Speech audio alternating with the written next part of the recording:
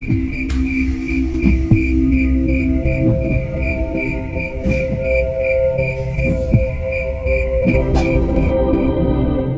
daerah Kalimantan, ada sebuah desa yang jauh dari hiruk-pikuk kota besar. Sebut saja nama desanya Laman Baru, tempat di mana adat istiadat dijunjung tinggi dan hubungan antar warga dijalin dengan erat. Desa ini dikelilingi oleh hutan lebat yang dianggap suci oleh penduduk. Mereka percaya bahwa hutan tersebut dihuni oleh makhluk halus yang harus dihormati, sehingga warga desa tidak sembarangan menebang pohon atau memasuki kawasan-kawasan tertentu tanpa izin tetua desa. Setiap minggu, penduduk desa berkumpul di balai desa untuk bergotong royong, membersihkan jalan, memperbaiki rumah, atau membantu para lansia yang tinggal sendiri. Gotong royong ini bukan hanya menjadi rutinitas, tetapi juga sarana untuk saling berbagi cerita dan menjaga persaudaraan. Salah satu tradisi desa yang masih dilestarikan adalah menyelenggarakan tiwah, upacara penghormatan bagi leluhur. Upacara ini diyakini dapat membawa berkah dan melindungi warga dari ruh-ruh jahat yang sering berkeliaran di sekitar hutan pada malam hari. Di desa Laman Baru, kehidupan dijalani dengan sederhana. Salah satu penduduknya, Dharma, adalah seorang pedagang sayur yang sehari-harinya berjualan di pasar kecil. Ia tinggal bersama istrinya dan putri kecil mereka, Lila. Meski hidup sederhana, mereka selalu berusaha mencukupi kebutuhan keluarga dengan bekerja keras. Namun sejak beberapa bulan terakhir, Dharma terjerat utang yang kian menumpuk. Usahanya tidak lagi lancar seperti dulu, dan ia kesulitan membayar utang pada rentenir yang terus menagih. Pada suatu sore, di depan rumah kecil mereka, Dharma duduk termenung sambil memandangi matahari yang mulai turun ke balik hutan. Siti, istrinya, menghampirinya dengan raut wajah cemas. Ia sudah lama melihat suaminya sering menghela nafas panjang, dan kali ini ia tak lagi bisa menahan diri untuk bertanya, "Mas Dharma, kenapa akhir-akhir ini kelihatan murung terus? Apa ada masalah?" Dharma terdiam sejenak, lalu memandang istrinya dengan pandangan yang penuh beban. "Aku bingung, Dek. Utang kita makin banyak. Penghasilan dari pasar juga tak cukup untuk melunasinya. Rasanya tiap hari semakin berat saja." Siti meremas tangannya sendiri, ikut merasakan tekanan yang menghimpit suaminya. Ia tahu Dharma sudah bekerja keras, namun nasib mereka tak juga membaik. "Mungkin kita bisa cari jalan lain, Mas. Di desa ini banyak orang yang katanya berhasil lewat cara lain." Dharma menggeleng pelan. "Aku tahu maksudmu, Dek, tapi aku ragu. Aku pernah dengar dari bapak tua di pasar tentang pesugihan minyak kuyang dan segala macam jalan pintas. Tapi aku takut, apalagi kalau sampai berurusan dengan yang tak terlihat." Desa Laman Baru memang dikenal sebagai desa yang memegang kuat kepercayaan terhadap hal-hal gaib. Warga percaya bahwa ruh leluhur maupun makhluk gaib lainnya kerap mengawasi mereka. Bagi sebagian besar orang, masalah seperti utang besar atau panen yang gagal seringkali dikaitkan dengan faktor spiritual. Masyarakat desa juga tak asing dengan cerita mistis yang dituturkan dari generasi ke generasi. Setiap malam di sekitar perapian, para orang tua sering bercerita tentang makhluk-makhluk gaib seperti kuyang yang menghantui desa. "Aku pun takut, Mas. Tapi setiap kali aku melihatmu seperti ini, hati ini rasanya perih. Apapun jalan yang kau pilih, aku akan mendukungmu, Mas. Tapi ingat, kita harus tetap hati-hati." Dharma mengangguk, meskipun hatinya masih dipenuhi oleh kebingungan dan rasa takut.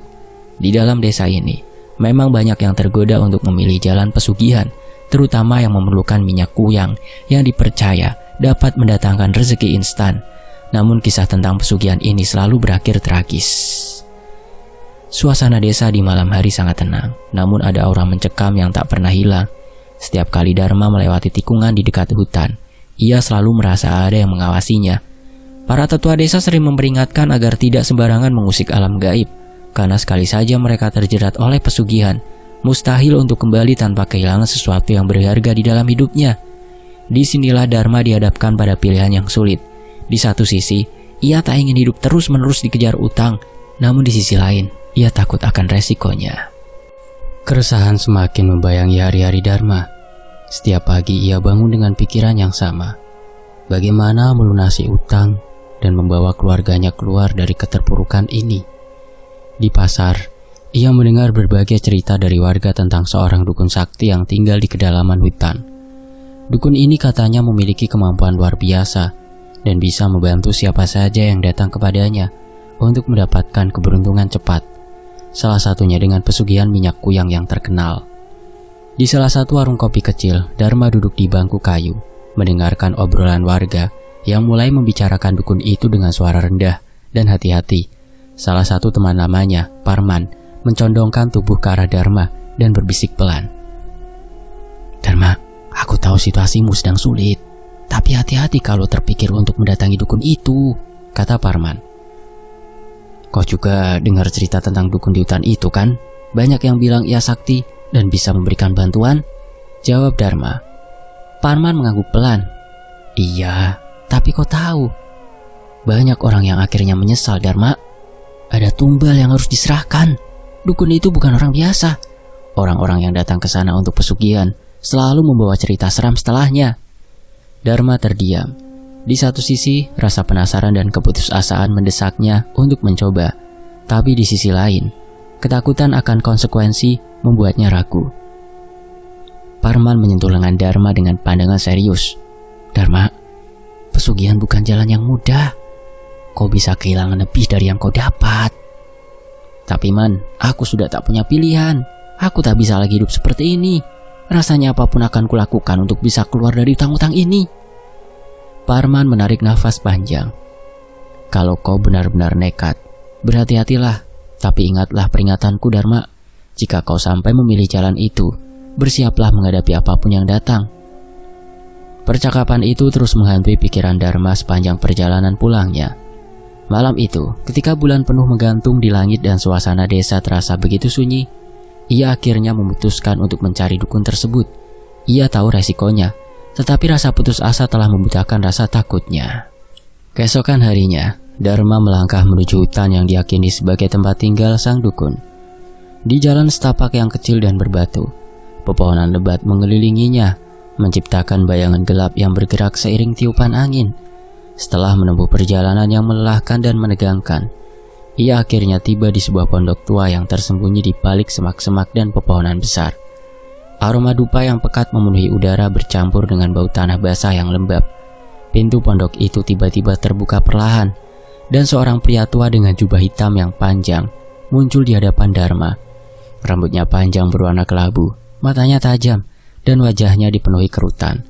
Di lehernya tergantung kalung dengan jimat-jimat yang berayun pelan. "Kau sudah datang jauh-jauh, Nak. Katakan apa yang kau cari dari tempatku."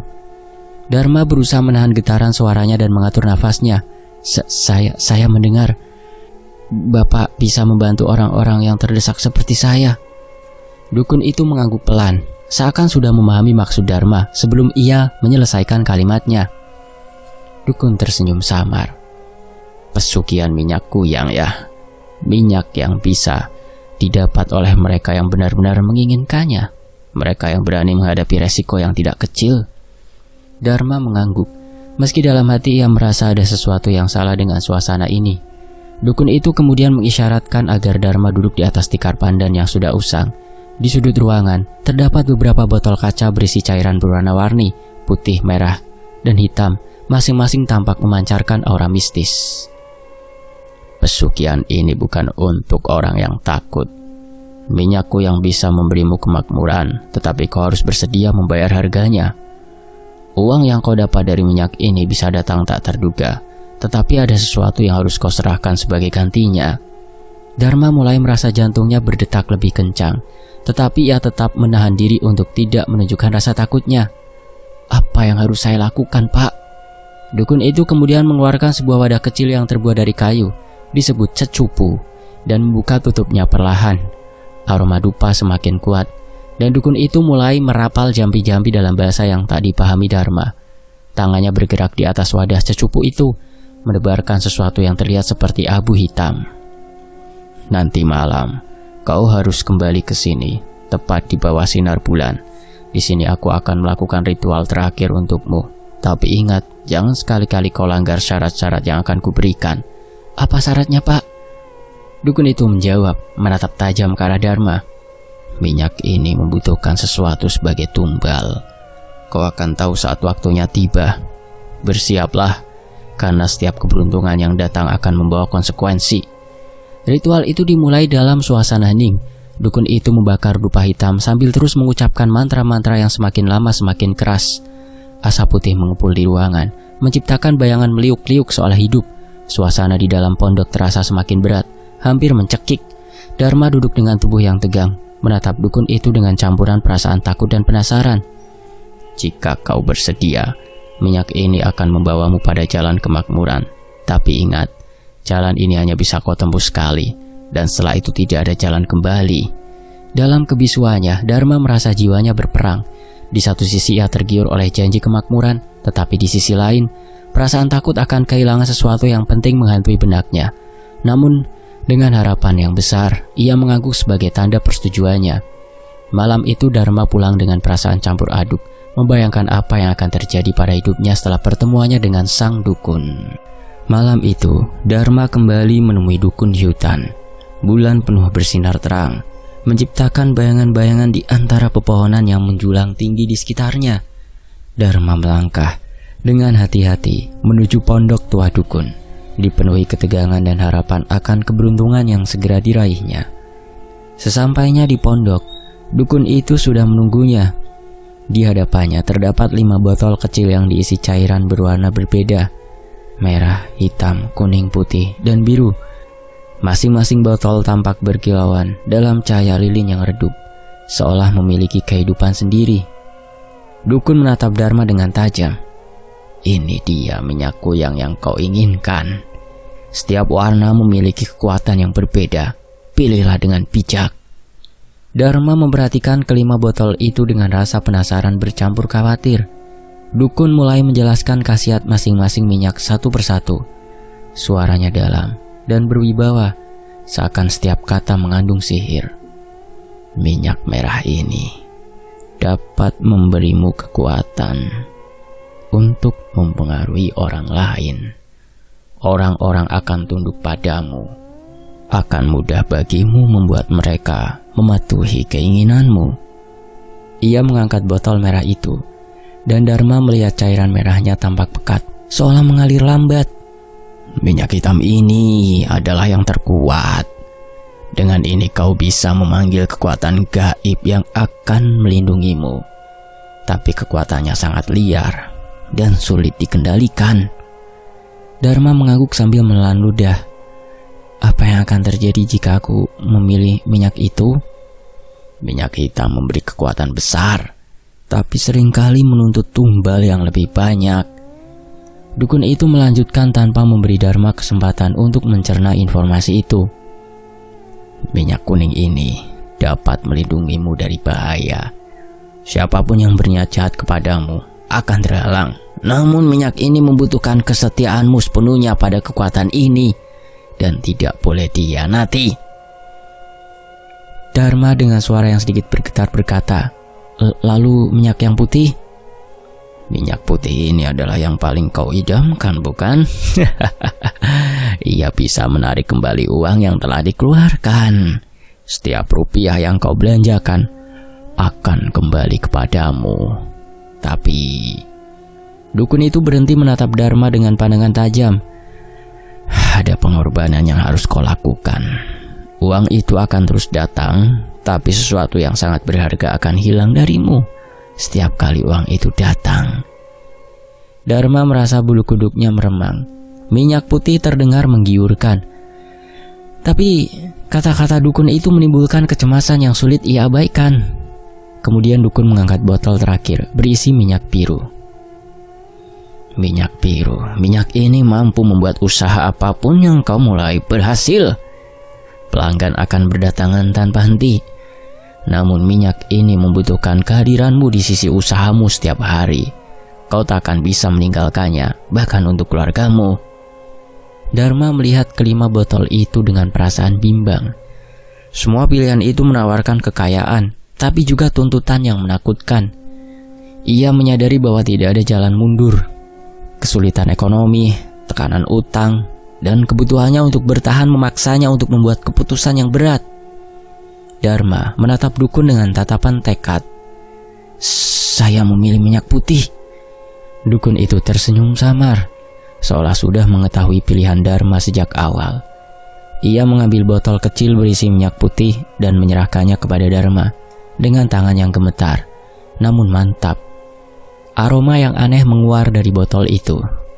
Wangi yang asing dan sulit dijelaskan, menambah suasana mistis di sekitar mereka. Dukun berbicara dengan nada serius. "Ingat Dharma, minyak ini bukan sekedar minyak. Apa yang kau minta harus dibayar dengan sesuatu yang setimpal. Uang yang kau dapat dari minyak ini tidak akan datang tanpa pengorbanan." Dharma memegang botol itu dengan erat, merasakan beban dari kata-kata dukun yang menggantung di udara. Dukun melanjutkan dengan peringatan keras berkata, "Kau tak boleh ceroboh dengan minyak ini. Setiap kali kau menggunakan minyak putih, sesuatu yang berharga dalam hidupmu akan tergantikan dengan uang. Jangan menyesal jika yang hilang nanti adalah sesuatu yang tidak bisa kau kembalikan." Dharma menatap botol itu dengan cemas. "Bagaimana aku tahu apa yang akan hilang?" "Kau tak akan pernah tahu sampai itu terjadi, Dharma." Ia tersenyum samar, seolah menikmati ketakutan yang terpancar di wajah Dharma. "Perjanjian ini tidak bisa dibatalkan. Sekali kau mulai, minyak ini akan terus meminta. Pastikan kau siap dengan konsekuensinya." Dharma terdiam sejenak, mencoba memahami apa yang baru saja ia ikuti. Dengan perasaan bercampur aduk antara ketakutan dan harapan, ia akhirnya menerima tawaran itu. Perjanjiannya telah dimulai dan tidak ada jalan kembali. Setelah menerima minyak kuyang dari dukun misterius di hutan, kehidupan Dharma berubah drastis. Tak butuh waktu lama, bisnis kecilnya yang semula nyaris bangkrut tiba-tiba menjadi sukses besar. Dagangan Dharma laris manis, dan ia bahkan bisa membuka kios baru di pasar. Setiap hari pelanggan datang silih berganti, membawa pemasukan yang tak pernah ia bayangkan sebelumnya. Keberuntungan ini terlihat jelas oleh warga desa yang mulai bergunjing mengenai perubahan nasib Dharma yang sangat mendadak. Kabar tentang kekayaan baru Dharma menyebar cepat. Tetangga-tetangga yang dulu mungkin jarang mengunjunginya, kini datang untuk bersilaturahmi. Mereka memandang Dharma dengan tatapan kagum sekaligus heran. Bagaimana mungkin seorang yang tadinya hidup biasa-biasa saja, kini menjadi kaya dalam waktu singkat? Tetangga yang pertama berbisik pada tetangga yang lain. Lihat saja rumahnya. Sudah diperbaiki, dan bahkan dia beli perabotan baru. Dharma dulu pedagang kecil, tapi sekarang usahanya berkembang pesat." Lalu tetangga yang kedua menimpali. Kau pikir dia cuma mengandalkan kerja keras? Ada yang aneh. Ini bukan rezeki biasa." Sementara itu Siti mulai merasa ada sesuatu yang tak beres. Dharma memang selalu bekerja keras, tetapi keberuntungan yang mereka alami ini terasa janggal. Semakin lama, kecurigaannya semakin besar. Suatu malam, saat mereka duduk bersama setelah makan, Siti mengungkapkan kekhawatirannya. Bu Siti melihat Dharma dengan ragu. "Pak, aku tak habis pikir. Ini semua terlalu cepat, Pak. Seperti ada yang tidak biasa. Bapak pasti melakukan sesuatu, bukan?" Dharma tersentak mendengar pertanyaan Siti. Ia menunduk, menghindari tatapan istrinya. Di dalam hatinya, ada perasaan bersalah yang semakin menguat. Ia tahu bahwa kesuksesan ini datang dengan harga yang sangat mahal, tetapi ia berusaha untuk tidak memperlihatkan kegelisahannya pada Siti. Dharma berusaha tenang menjawab, "Bu, aku hanya bekerja lebih keras. Mungkin sekarang rezeki kita memang sedang bagus. Sudahlah, jangan terlalu dipikirkan." Namun Dharma tahu betul bahwa keberuntungan ini bukan hasil dari kerja keras biasa. Setiap kali melihat botol kecil berisi minyak kuyang yang ia sembunyikan di sudut kamarnya, ia merasa ada yang mengganjal di hatinya. Kekayaan yang kini ia nikmati mulai terasa seperti beban, terutama saat mengingat ritual yang harus ia lakukan untuk mendapatkan minyak tersebut. Terlintas dalam pikirannya, apakah ia harus terus melanjutkan ini atau menghentikannya sebelum semuanya semakin parah? Namun, ketakutan akan kembali jatuh miskin dan kebutuhan untuk membayar utang yang masih menghantui membuat Dharma menyingkirkan perasaan bersalah itu jauh-jauh. Dalam pikirannya, Ia meyakinkan diri bahwa semua ini hanya sementara, bahwa keberuntungannya hanyalah hasil dari upayanya sendiri. Tetapi semakin hari, rasa gelisah di hatinya semakin sulit untuk diabaikan. Bayang-bayang perjanjian yang ia buat di hutan bersama dukun terus menghantui pikirannya, seolah-olah ia telah membuka pintu yang sulit ditutup kembali. Dharma mulai sadar bahwa kekayaan mendadak ini membawa konsekuensinya yang tidak ia pahami sepenuhnya. Ia merasa seperti berjalan di atas batu yang licin, dan semakin ia menapaki jalur ini, semakin sulit baginya untuk kembali. Malam itu sangat sunyi di desa tempat Dharma tinggal. Suara hutan yang biasanya menenangkan justru kali ini terasa ganjil, seakan ada sesuatu yang tidak wajar mengintai dalam kegelapan. Angin berhembus kencang, menggoyangkan dedaunan dan membuat bunyi gemerisik yang mengusik ketenangan malam. Di dalam rumah Dharma, keluarga kecilnya telah beristirahat setelah seharian bekerja dan beraktivitas. Lila, anak perempuan Dharma yang masih berusia 8 tahun, sudah tertidur pulas di kamar kecilnya. Namun di tengah lelap tidurnya, ia mendadak terbangun karena mendengar suara aneh seperti bisikan lirih yang datang dari luar jendela. Lila pun berbisik ketakutan pada dirinya sendiri. Apa itu? Siapa yang ada di luar? Dengan nafas yang tertahan, Lila perlahan-lahan menoleh ke arah jendela. Dari balik kaca yang sedikit berembun, ia melihat sesosok kepala melayang. Wajah sosok itu terlihat pucat dan mengerikan dengan mata yang melotot dan bibir yang menyeringai aneh. Tapi yang paling menyeramkan adalah organ-organ tubuh yang menggantung di bawah kepala itu, seperti tali-tali yang menjijikan. Lila memegik ketakutan, berlari menuju kamar orang tuanya. "Pak, Ibu, ada yang mengintip dari jendela kamar. Seram sekali." Dharma dan Siti terbangun mendengar suara Lila yang gemetar ketakutan. Dharma segera bangkit dari tempat tidur, menyambar lampu minyak di samping tempat tidur dan berlari menuju kamar Lila dengan jantung berdebar kencang. Dharma berusaha menenangkan anaknya, meski perasaannya gelisah. "Tenang Lila, apa yang kamu lihat?" Lila dengan suara bergetar dan mata berkaca-kaca menjawab. Ada kepala, Pak. Kepala terbang. Organ tubuhnya menggantung. Dia menatapku dari jendela."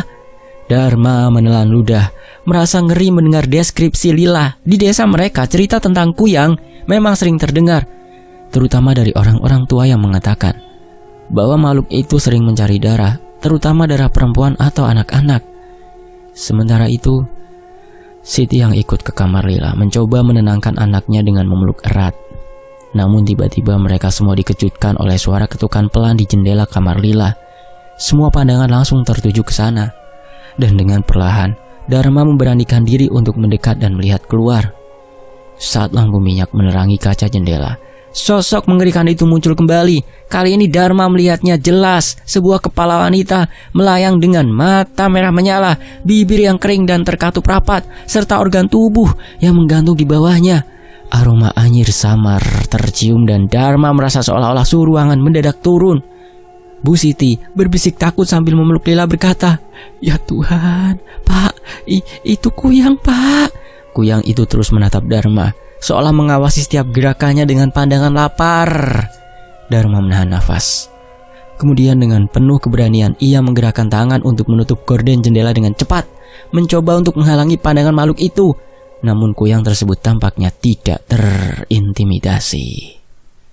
Lalu kuyang mengeluarkan suara serak dan mengerikan, terdengar seperti rintihan. Suaranya bergema di malam yang sunyi, menyebut nama Dharma dengan nada mengancam. Jantung Dharma berdegup kencang, darahnya berdesir, dingin, mendengar namanya dipanggil oleh sosok makhluk gaib itu. Dharma berbisik panik pada istrinya. Ini pasti akibat dari minyak kuyang itu, Bu. Aku tidak tahu jika kuyang itu menagih seperti ini caranya." Bu Siti ketakutan, namun menatap suaminya dengan penuh pertanyaan. "Kenapa, Pak? Apa maksud Bapak?" Dharma membelai kepala Lila yang ketakutan sambil berbicara dengan suara rendah. "Aku tidak tahu kalau efeknya akan seperti ini, Bu. Mereka tidak bilang kalau kuyang akan datang ke rumah kita." Ketakutan terus melingkupi keluarga itu. Suara dari luar jendela semakin menghilang. Namun bayangan kuyang itu tetap tertinggal di benak mereka, seakan memberikan peringatan akan sesuatu yang lebih buruk yang mungkin akan terjadi. Malam itu Dharma tidak tidur. Pikirannya terus-menerus diliputi kecemasan akan konsekuensi dari perjanjian yang telah ia buat. Ia mulai merasakan bahwa minyak kuyang yang ia peroleh tidak hanya membawa kekayaan, tetapi juga malapetaka yang akan terus menghantuinya dan keluarganya. Kehidupan Dharma dan keluarganya mulai diwarnai oleh hal-hal yang tidak masuk akal. Seakan-akan sosok kuyang itu tidak akan pernah berhenti mengganggu mereka. Setiap malam, bayangan hitam sering terlihat melayang-layang di sekitar rumah, menimbulkan rasa takut yang mencekam di hati mereka. Bahkan beberapa kali, mereka mendapati hewan peliharaan mereka, ayam dan bebek, mati mendadak tanpa alasan yang jelas. Suara tawa samar yang aneh kadang terdengar di sekeliling rumah saat tengah malam, membuat bulu kuduk berdiri. Di suatu malam yang mencekam, Dharma dan Siti duduk di ruang depan rumah, mencoba membicarakan tentang keanehan-keanehan yang semakin sering terjadi. Bu Siti dengan nada ketakutan dan bingung berkata, "Pak, apa sebenarnya yang sedang kita alami ini, Pak? Setiap malam aku merasa ada yang memperhatikan kita. Aku tidak tahan lagi, Pak." Dharma menghela nafas berat, mencoba menenangkan istrinya meskipun hatinya juga dilanda kecemasan. Aku juga merasakan hal yang sama, Bu. Tapi entah bagaimana, aku merasa ini semua terkait dengan perjanjian yang sudah kubuat dan kekayaan yang sudah kita raih. Bu Siti dengan nada gusar dan menuntut penjelasan, berkata kepada Pak Dharma, "Jadi Bapak mengakui bahwa kekayaan ini ada tumbalnya, Pak? Apa yang kau lakukan sebenarnya?" Sebelum Dharma bisa menjawab, terdengar suara aneh dari arah dapur. Suara derak kayu, diikuti suara langkah-langkah yang menyeret. Jantung mereka berdebar kencang, dan dengan ketakutan yang semakin menjadi, mereka hanya bisa saling menggenggam tangan, berharap suara itu segera menghilang. Keesokan harinya, kabar tentang kuyang dan keanehan yang terjadi di rumah Dharma mulai tersebar di antara warga desa. Bisik-bisik mengenai kekayaan Dharma yang mendadak muncul dan kehadiran kuyang yang membuat para tetangga mulai mencurigai ada sesuatu yang tidak beres. Suatu sore, salah satu tetangga, Pak Karim, memberanikan diri untuk berbicara langsung dengan Dharma. Pak Karim berbisik hati-hati namun tegas. "Pak, aku ingin bicara, Pak. Ada yang tidak wajar di rumahmu. Banyak orang desa mulai bergunjing. Bahkan anak-anak takut lewat depan rumahmu. Kau pasti tahu apa yang kami bicarakan." Pak Dharma berusaha menyangkal, meskipun wajahnya menunjukkan kecemasan. "Apa maksud Pak Karim? Bukankah ini hanya rumor yang tidak beralasan?" Pak Karim menatap tajam Dharma. "Kekayaanmu datang begitu tiba-tiba. Dan sekarang kami semua tahu ada kuyang yang mengintai di rumah ini. Kalau memang benar kau sedang bermain dengan sesuatu yang sangat berbahaya, ingat, kuyang tidak pernah datang tanpa sebab." Dharma hanya bisa menunduk, menyadari bahwa apa yang dikatakan Pak Karim benar adanya. Kekayaannya memang datang dengan cara cepat dan menuntut sebuah pengorbanan. Mengetahui bahayanya situasi tersebut, para warga desa akhirnya memutuskan untuk melakukan ritual adat untuk melindungi desa dari gangguan kuyang. Malam itu di lapangan desa, mereka menyalakan api unggun besar sambil melafalkan doa-doa dan mantra-mantra penolak bala. Para pemimpin adat dan orang-orang tua desa memimpin ritual tersebut sambil menari di sekeliling api unggun dengan irama gendang yang bergema mengisi malam. Ketua adat berteriak keras sambil membersihkan air dari dedaunan pada api unggun. "Roh leluhur kami, lindungilah kami dari segala gangguan jahat. Usirlah kuyang dari desa ini, jauhkan dari keluarga kami." Tarian adat itu dipenuhi oleh aura mistis dan kekuatan spiritual yang dalam. Warga desa menabur beras kuning di sekitar perkampungan sebagai simbol penolak bala, dan suara gendang serta mantra terus menggema hingga larut malam. Mereka berharap ritual ini bisa mengusir kuyang dari desa mereka. Namun malam itu Dharma yang sedang berada di rumah menyadari sesuatu yang lebih mengerikan.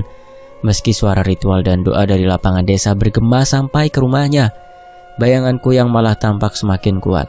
Seakan-akan makhluk itu justru merasa tertantang oleh ritual yang dilakukan warga desa. Bu Siti melihat bayangan kuyang di luar jendela dengan suara bergetar. "Pak, ritual itu tidak membuat kuyang pergi, Pak. Malah sepertinya membuatnya semakin marah." Dharma mengeratkan genggaman pada tangan istrinya, Bu Siti, dengan ketakutan yang nyata di wajahnya. Aku benar-benar tidak tahu harus berbuat apa lagi, Bu. Perjanjian itu mungkin telah merantai kita dengan sesuatu yang tidak bisa kita lepaskan." Malam itu, mereka duduk berdua dalam kegelapan, berdoa dalam hati agar teror kuyang ini segera berlalu. Namun, Dharma menyadari bahwa kekuatan gaib yang mereka hadapi bukanlah sesuatu yang bisa diatasi dengan mudah. Teror yang semakin menggila ini hanyalah awal dari sesuatu yang harus ia bayar atas kesepakatan terlarang yang telah ia buat. Setelah serangkaian teror yang menghantui rumahnya, Dharma mulai merasakan penyesalan yang dalam. Ia tahu bahwa kekayaan yang diperoleh dari pesugihan minyak kuyang ini datang dengan harga yang sangat tinggi, jauh lebih tinggi dari yang pernah ia bayangkan. Dalam keputusasaan, ia mendatangi sesepuh desa, Mbah Surya, seorang tokoh yang dihormati karena kebijaksanaan dan pengetahuan spiritualnya. Mbah Surya tinggal di sebuah rumah kayu yang sederhana di pinggir desa, dikelilingi oleh pohon-pohon rimbun yang menambah kesan mistis.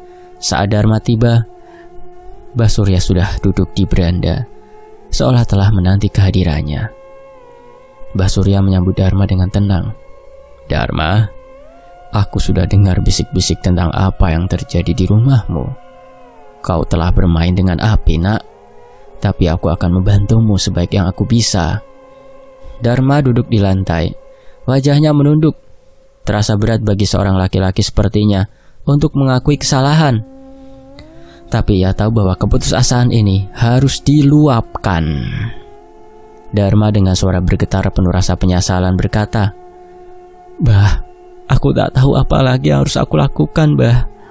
Kuyang itu terus datang setiap malam meneror rumahku dan aku takut akan keselamatan keluargaku. Apa aku masih bisa terbebas dari ini?" Mbah Surya menghela nafas panjang, lalu mengamati Dharma dengan tatapan yang penuh belas kasihan. Mbah Surya berkata, "Minyak kuyang bukanlah sembarang pesugihan, Nak. Minyak itu mengikat jiwamu dengan kekuatan gaib yang haus akan persembahan. Melepaskan diri dari perjanjian itu bukan hal yang mudah. Kau butuh bantuan seorang ahli spiritual, seseorang yang lebih berpengalaman dengan dunia gaib ini." Dharma hanya bisa terdiam, seolah-olah baru saja mendapatkan vonis yang menambah berat beban di hatinya. Ia sadar bahwa jalan menuju kebebasan dari pesugihan ini akan panjang dan berliku.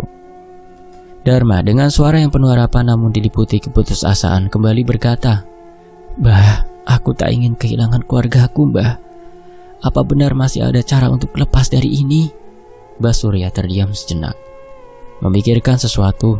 Lalu ia bangkit perlahan, mengambil beberapa dedaunan yang disimpan di sebuah wadah anyaman bambu.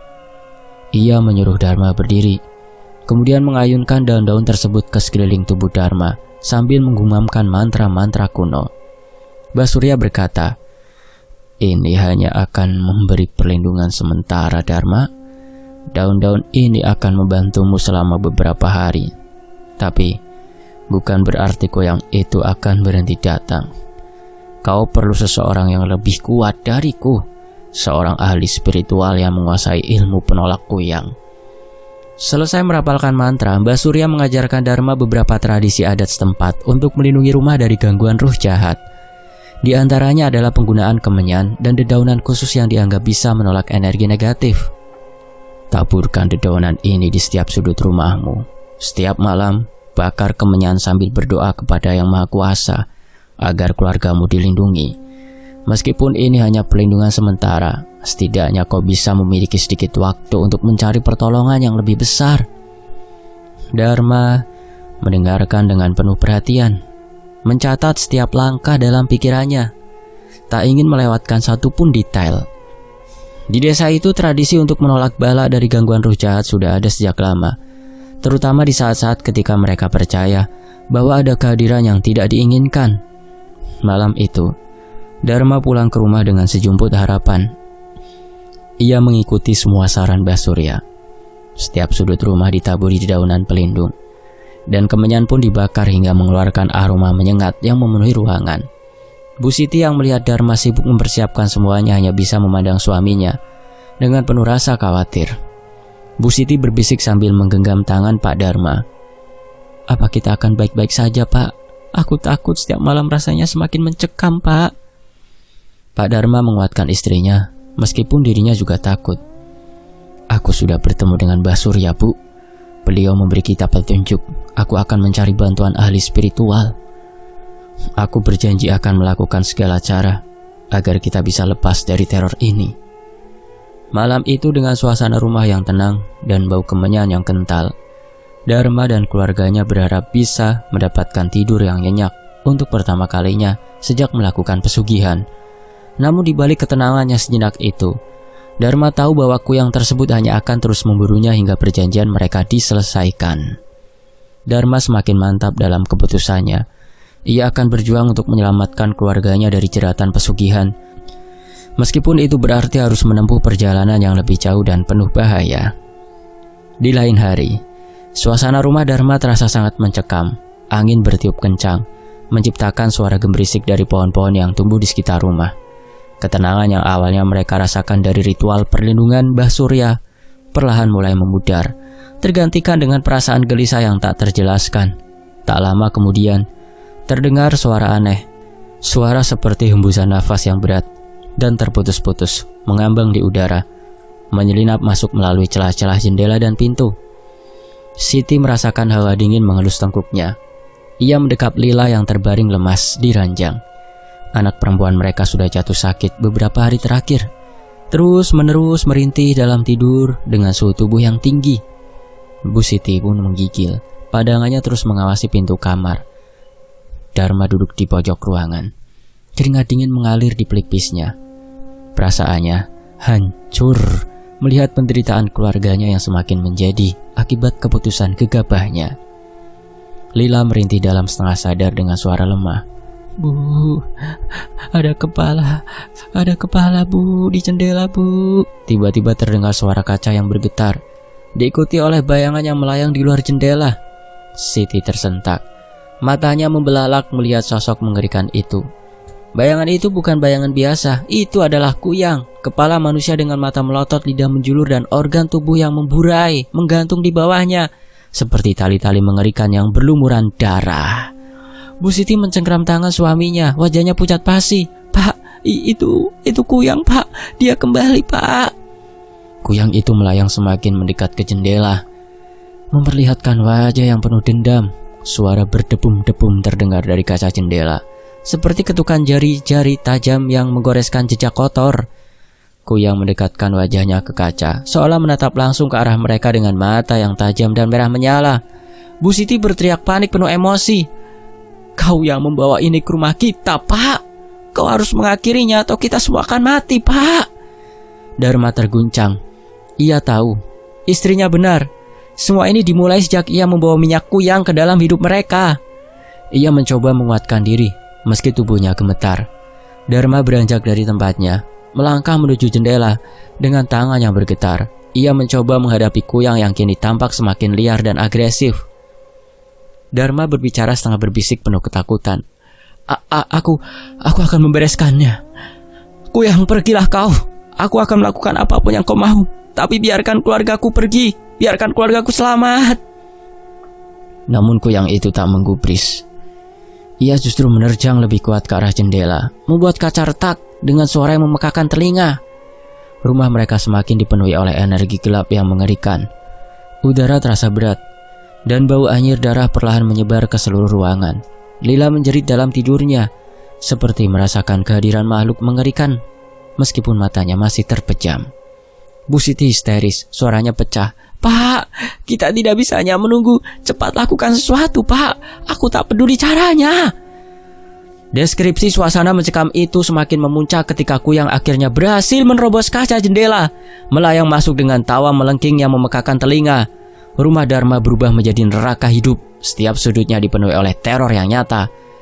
Dharma mengambil segala keberanian yang tersisa dan memegang kemenyan yang tersisa dari ritual Mbah Suryo.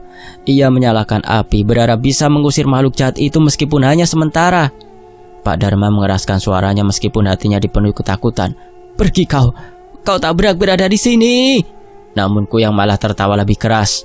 Suaranya memenuhi ruangan, membuat tubuh Siti dan Dharma bergetar hebat. Dharma memutar otak dengan panik. Teringat kata-kata sesepuh yang menyuruhnya menemukan seseorang ahli spiritual untuk membantu mereka melepaskan diri dari pesugihan ini. Namun ia menyadari bahwa bantuan itu mungkin tak akan datang tepat waktu. Sementara itu Bu Siti dengan wajah penuh keputusasaan meneteskan air mata. "Pak, keluargamu adalah tanggung jawabmu, Pak. Kau harus menyelamatkan kami." Malam itu menjadi malam yang paling panjang bagi keluarga Dharma. Setiap detik mereka dipenuhi ketakutan. Setiap bayangan terasa seperti sosok Kuyang yang siap merenggut mereka. Meski keputusasaan menyelimuti hati mereka, Dharma tahu bahwa ia harus menemukan jalan untuk mengakhiri mimpi buruk ini. Tak peduli apa yang harus ia korbankan. Keesokan harinya, Dharma mengumpulkan keberanian untuk pergi ke desa tetangga, tempat tinggal seorang ahli spiritual yang dikenal mampu menangani hal-hal gaib. Namanya Ki Suro, seorang pria tua yang memiliki reputasi sebagai orang yang berpengalaman dalam menangani makhluk halus dan perjanjian pesugihan. Rasa takut, rasa bersalah yang menghantuinya membuat Dharma tak punya pilihan.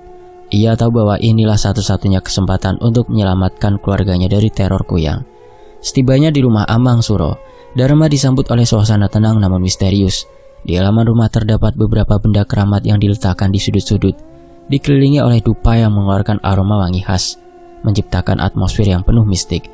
Amang Suro dengan pakaian serba putih dan sorot mata yang tajam menatap Dharma seolah sudah mengetahui maksud kedatangannya. Amang Suro dengan suara berat dan penuh wibawa berkata, "Aku sudah mendengar tentangmu, Dharma, dan aku tahu kau datang dengan membawa beban berat. Duduklah dan ceritakan semuanya." Dharma pun menceritakan bagaimana dirinya tergoda untuk mengambil jalan pesugihan Kuyang demi melunasi utang dan memperbaiki keadaan ekonomi keluarganya. Ia menjelaskan tentang minyak Kuyang yang diberikan oleh dukun misterius di hutan, serta bagaimana Kuyang tersebut kini terus mengganggu keluarganya, terutama Lila yang jatuh sakit. Dharma dengan wajah penuh penyesalan berkata, "Saya tidak tahu lagi harus kemana, Mang. Kuyang itu semakin beringas dan keluargaku terus dihantui olehnya. Aku siap melakukan apapun untuk mengakhiri semua ini, Mang." Amang Suro mengangguk, seolah memaklumi kesalahan Dharma. Ia tahu bahwa godaan pesugihan bisa membuat orang kehilangan akal sehat. Namun Amang Suro juga paham bahwa membebaskan Dharma dari ikatan Kuyang tidaklah mudah. Terlebih karena pesugihan ini mengikat Dharma dengan kekuatan jahat yang haus akan pengorbanan. Amang Suro menatap tajam ke arah Dharma. "Setiap kuasa kegelapan datang dengan sebuah harga yang sangat-sangat tinggi. Kau sudah mendapatkan apa yang kau inginkan, kan? Dan kini Kuyang itu menagih balasannya. Tapi aku bisa membantumu, asalkan kau siap untuk kehilangan semua yang kau dapatkan dari Kuyang. Siapkah kau merelakannya?" Dharma terdiam. Kata-kata Ki Suro menggema di pikirannya, membawanya pada pemahaman mendalam bahwa ia harus mengorbankan semua kekayaan yang diperoleh dengan minyak Kuyang. Setelah beberapa saat, Dharma mengangguk dengan keyakinan. Lebih baik kehilangan harta daripada kehilangan nyawa keluarganya. Dharma dengan suara tegas berkata, "Saya siap, Mang. Saya siap kehilangan semuanya asalkan keluargaku aman." Amang Suro mengangguk. Lalu ia mengajak Dharma masuk ke dalam ruangan khusus untuk melakukan ritual pembersihan. Ritual pun dimulai dengan pembacaan doa-doa dari Amang Suro. Suaranya rendah namun penuh penghayatan. Ia melantunkan doa-doa itu yang dipercaya mampu memutus ikatan gaib dari si Kuyang. Dharma merasakan hawa yang sangat enak menyelimuti ruangan. Seakan ada kekuatan besar yang dipanggil ke tempat itu. Aroma kemenyan memenuhi udara, menambah kekhusyukan suasana. Amang Suro mengeraskan suara sambil mengangkat kendi berisi air. "Dengan air ini dan dengan kuasa yang maha kuasa, aku berusaha memutus ikatan yang menghubungkan Dharma dengan Kuyang ini. Aku menolak semua kuasa kegelapan yang berusaha mengganggu keluarga Dharma." Lalu Amang Suro menyiramkan air suci ke atas kepala Dharma, sementara tangan kanannya terus merapal mantra. Dharma merasa tubuhnya menjadi lebih ringan, seakan-akan beban berat yang selama ini menghimpitnya perlahan menghilang. Di tengah ritual, angin tiba-tiba bertiup kencang, membuat nyala api bergetar hebat. Suara aneh seperti desisan terdengar samar-samar, seolah ada makhluk yang berusaha melawan pengusiran ini. Amang Suro dengan nada tegas berkata, "Pergi kau wahai makhluk Kuyang. Ikatan ini telah diputus dan kau tak lagi memiliki kuasa atas Dharma dan keluarganya." Ritual semakin sangat khusyuk ketika Amang Suro mengambil beberapa daun sirih dan menaburkannya di sekeliling lingkaran. Ia kemudian membakar dupa terakhir, menciptakan asap tebal yang mengelilingi Dharma. Doa-doa terakhir yang dibacakan oleh Amang Suro membawa suasana mencekam berubah menjadi tenang. Perlahan-lahan Dharma merasakan kehadiran Kuyang yang selama ini menghantui dirinya mulai lenyap. "Mana minyak Kuyangnya? Taruh di sini." Amang Suro menghancurkannya. Lalu Amang Suro menatap Dharma dengan serius. "Ingat Dharma, kau telah dibebaskan dari kuasa Kuyang yang menagih semua apa yang telah kau dapatkan. Jangan lagi bermain-main dengan hal semacam ini. Balasannya terlalu berat untuk ditanggung. Mulailah hidup baru dengan cara yang benar." Dharma mengangguk dalam-dalam. Hatinya penuh rasa syukur dan harapan untuk memperbaiki hidupnya kembali. Ia berjanji dalam hati untuk tak pernah lagi mencari jalan pintas yang penuh kegelapan. Apapun yang terjadi. Setelah pamit dari rumah Amang Suro, Dharma pulang dengan perasaan lega. Meski ia tahu bahwa keesokan harinya kehidupannya akan kembali sederhana tanpa kekayaan dari Kuyang. Namun kali ini ia yakin bahwa itulah kehidupannya sesungguhnya, tanpa bayang-bayang kuasa kegelapan yang selalu mengintai. Dan kisah pun selesai. Semoga terhibur. Mohon maaf kalau ada salah kata. Fakta Sejarah pamit, sampai jumpa di kisah lainnya.